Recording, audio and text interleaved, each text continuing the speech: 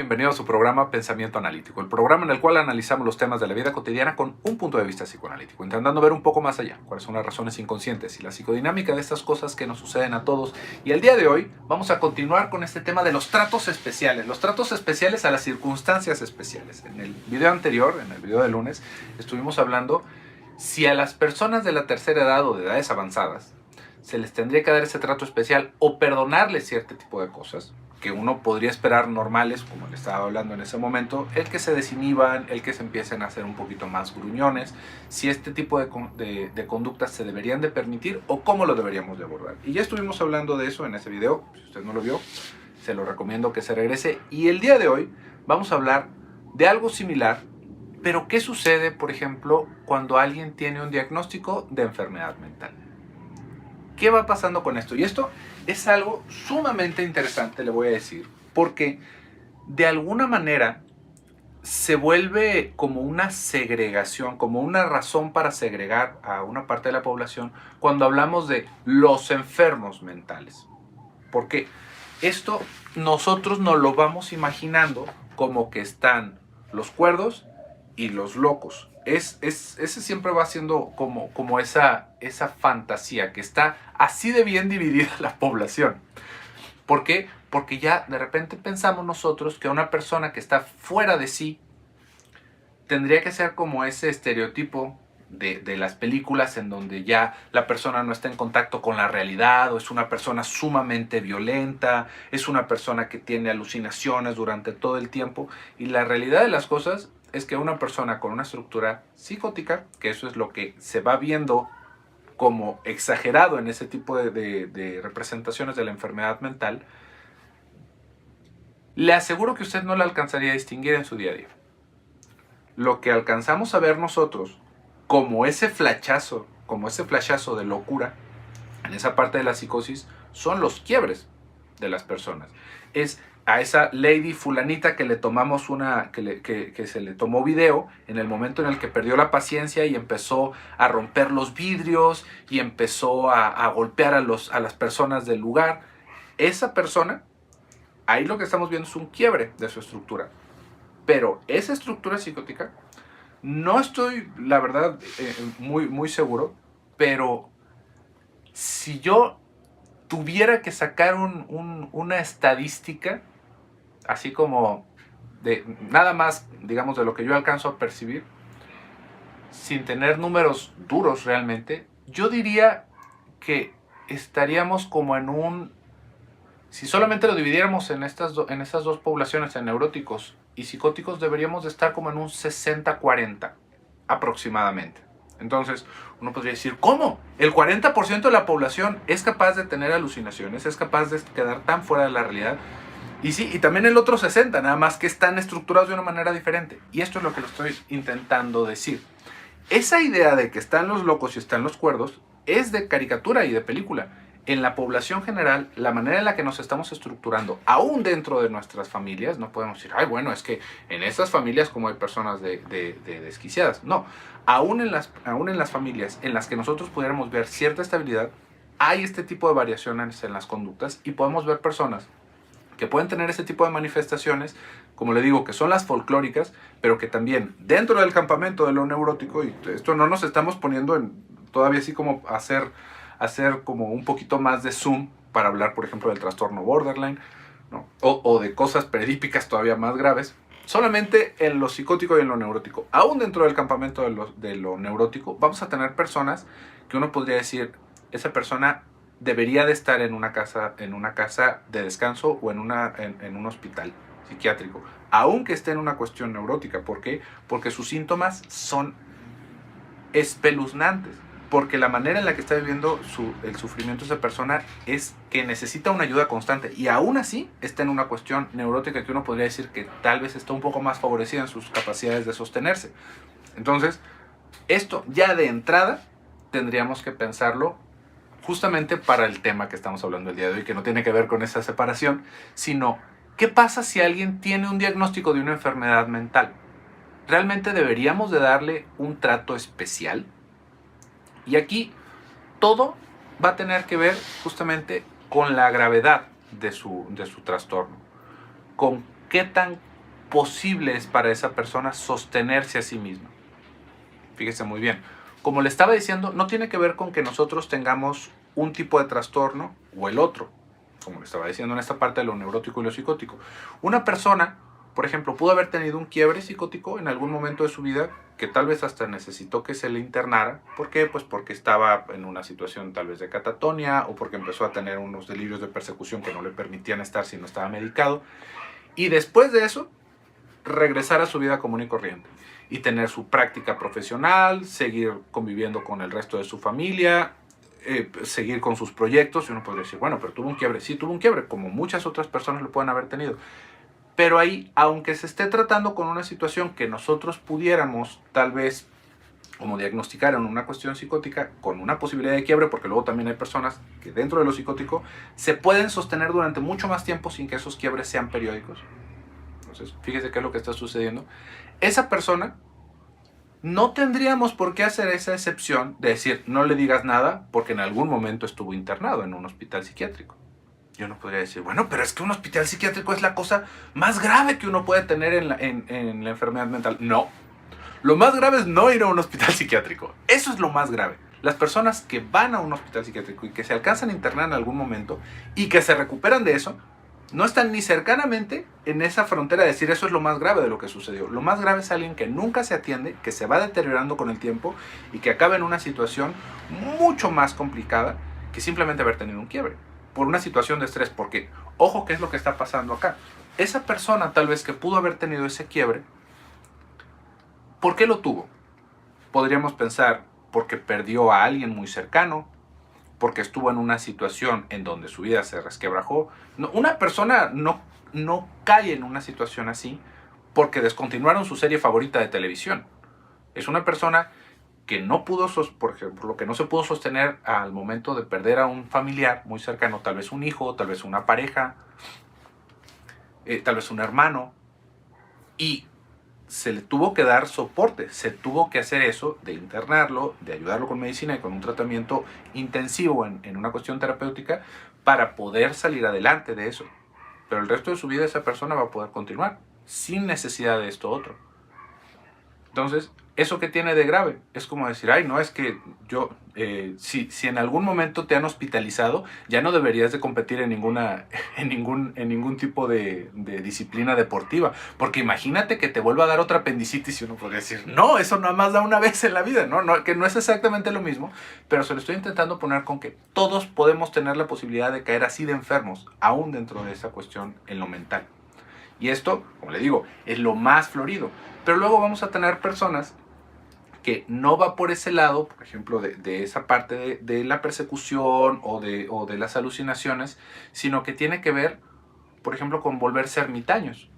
Que esto lo podríamos tal vez aterrizar un poquito más en una cuestión neurótica. Una persona que no le habla a nadie, que con todos está peleado, que vive su vida, haga de cuenta así como los sabios de antes, ¿no? Que muchos de ellos seguramente estaban en esa situación y no por sabios, sino que simplemente se aíslan de la sociedad. Vemos que son personas que ya no cuidan mucho su aseo, vemos que son personas que cada vez se van retirando más y a veces hasta pierden ciertas capacidades de habla, en poder elaborar ciertas ideas. ¿Por qué? Porque están en un retraimiento brutal que les acaba afectando y que, pues, evidentemente que no están viviendo de la mejor manera. Pero como no le dan problemas a nadie, como no los podemos filmar golpeando a los empleados de alguna tienda, pues entonces a nadie le importa esa gente. O esas personas que todo el día están trabajando, que no pueden dormir si no toman pastillas, que duermen 3, 4 horas al día y eso tiene que ser bajo medicamento porque todo el tiempo y que ya tienen 1, 2, 3 ataques cardíacos. Eso no, eso lo pensamos como si fuera una cuestión muy normal, ¿no? Del capitalismo y de nuestra sociedad. No, esa persona también está gravísima en una situación mental. Pero, nuevamente, fíjese, el tema que estamos intentando tratar el día de hoy, ¿no? Porque tiene muchos aristas que deberíamos de entender para poder hacer este juicio, es hasta dónde el diagnóstico de alguien le permite tener como ese pase libre para ciertas circunstancias. Por ejemplo, esta persona, tal vez que se le diagnosticó, fíjese muy bien, esto ya va más como algo que se escucha muy comúnmente, es que se le diagnosticó bipolaridad, tiene un trastorno bipolar, por lo tanto, pues me ha sido infiel 12 veces. No no viene dentro del criterio de diagnóstico de bipolaridad tener 12 infidelidades. Eso no sucede. Pero, ¿qué es lo que está sucediendo ahí? Se está intentando justificar una conducta con un diagnóstico y no va por ese lado. Podríamos entender, por ejemplo, una persona que está diagnosticada con bipolaridad, con ese trastorno límite, que nosotros lo podemos hablar desde este punto de vista, con que sea una persona que está brincando de un trabajo a otro, que no se puede sostener durante mucho tiempo en el mismo trabajo. Eso lo podemos entender y tal vez hasta lo podríamos, pues hasta cierto punto, no como condonar, porque pues no hay mucho que hacer, pero nos vamos a dar cuenta de que si nuestra pareja está, por ejemplo, en una circunstancia así, en su salud mental, pues no vamos a poder hacer planes muy a futuro si estamos hablando de que se mantenga en un solo trabajo. ¿Por qué? Porque tal vez en los próximos 6 meses le parece una buena idea que nos cambiemos de ciudad y que nos vayamos todos y después de otros 6 meses que nos regresemos. Eso es a lo que me refiero. Podemos entender qué es lo que está sucediendo, pero al momento de entenderlo no quiere decir que lo estamos justificando. No es que se tenga un pase entonces para hacer lo que tú quieras. Por ejemplo, vamos a regresarnos a otra circunstancia que era lo que le estaba diciendo en el video pasado con los niños. Un niño que tiene diagnosticado un trastorno de hiperactividad, por ejemplo, no tiene justificado brincar encima de las sillas y de la mesa de nuestra casa. Podríamos entender que eso es algo que el niño va a intentar hacer. ¿Por qué? Pues porque tiene ese trastorno. Porque nosotros ya lo vimos y de cierta manera hay algo que está justificando sus acciones. Sin embargo, no es que tenga permiso para hacer eso, ni en mi casa ni en la casa de los demás. Ay, es que tiene trastorno de tal edad, entonces no se le puede decir nada. O de repente cosas que he escuchado, es que no se le puede decir que no al niño porque se pone muy mal. Oiga, no va por ese lado. ¿Por qué? Porque de entrada, cuando los niños vemos que tienen este tipo de diagnósticos, nuestro esfuerzo como padres, como cuidadores, tendría que ser con que superen esa parte de su vida. Así como lo que estamos pensando con este adulto. Que se le quite, que se mejore en esas circunstancias. Tal vez podríamos decir, ay, es que de repente el niño, no sé, por ejemplo, pierde la paciencia. Están jugando y nosotros estamos así con el ojo, truchas, y de repente vemos que nuestro niño empieza a hacer un berrinche. Nosotros nos levantamos, le damos contención, lo disculpamos en ese momento, lo retiramos un poquito, esperamos a que se calme. Y esto es entender que ese niño no está teniendo esa capacidad de contenerse a sí mismo y que nosotros vamos a tener que ir a ayudarlo durante cierto tiempo para que el niño pueda desarrollar esa habilidad. Pero no es, el niño empezó a hacer un berrinche, empezó a golpear a los demás, empezó a romper las cosas y decimos, es que está enfermito, es que entiéndanlo, él no puede hacerlo solo. Oiga, no, pero hágalo usted por él.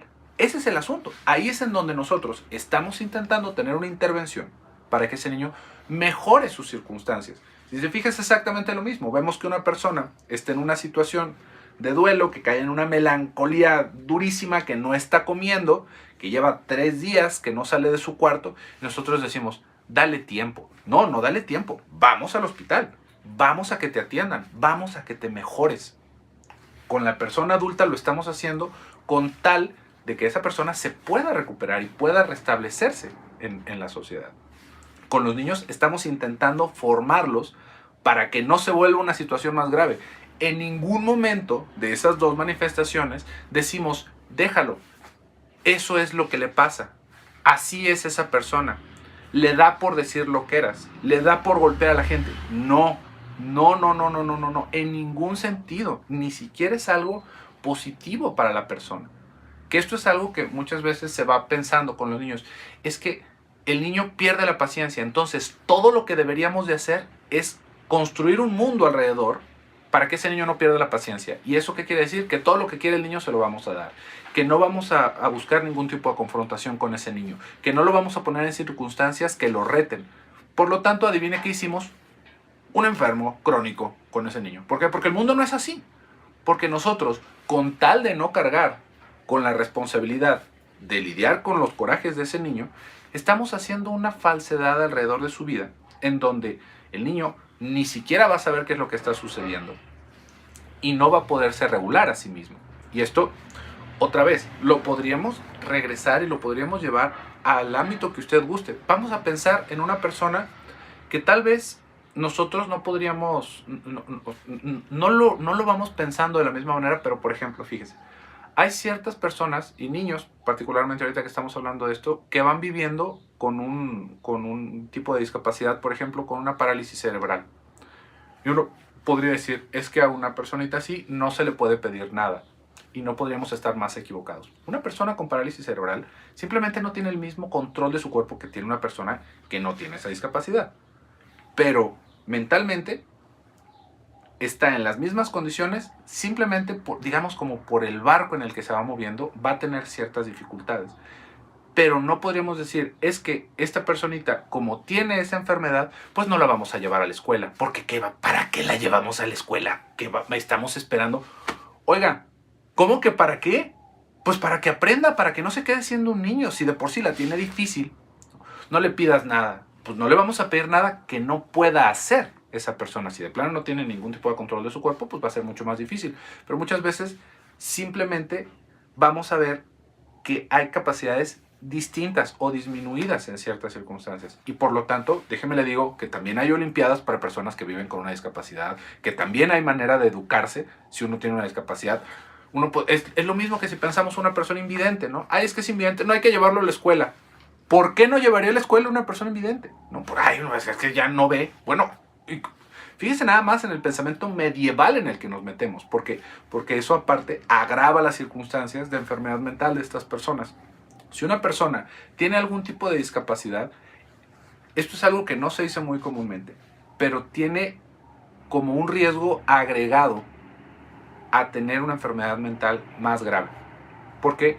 Porque no tiene las mismas vías de desarrollo que una persona que no está en esa posición de discapacidad. Por ejemplo, un niño, por ejemplo, que no puede correr, ¿usted cómo cree que vaya a vivir su angustia y que vaya a vivir su ansiedad si no puede separarse, por ejemplo, de los papás? Son cosas que no nos vamos planteando muy a menudo, pero pensamos que ese niño, como no puede correr, entonces lo tenemos que traer cargado y ese niño lo estamos afectando de una manera descomunal. ¿Por qué? Porque entonces no está viviendo esa separación, no está pudiendo tener esa parte de su desarrollo en donde está con esa rebeldía. Entonces, si nosotros vemos que el niño no puede correr y que no se puede desempeñar, lo que vamos a hacer es darle las posibilidades para que pueda tener su propia motricidad. Algún tipo de silla de rueda especial, en donde con lo que se pueda mover él mismo y le va a dar ese grado de independencia. ¿Por qué? Porque si no, en ese querer ayudar y en ese querer justificar las circunstancias de esa persona por sus capacidades distintas, los acabamos fastidiando. Entonces, justamente hay que entender que para allá va esta reflexión.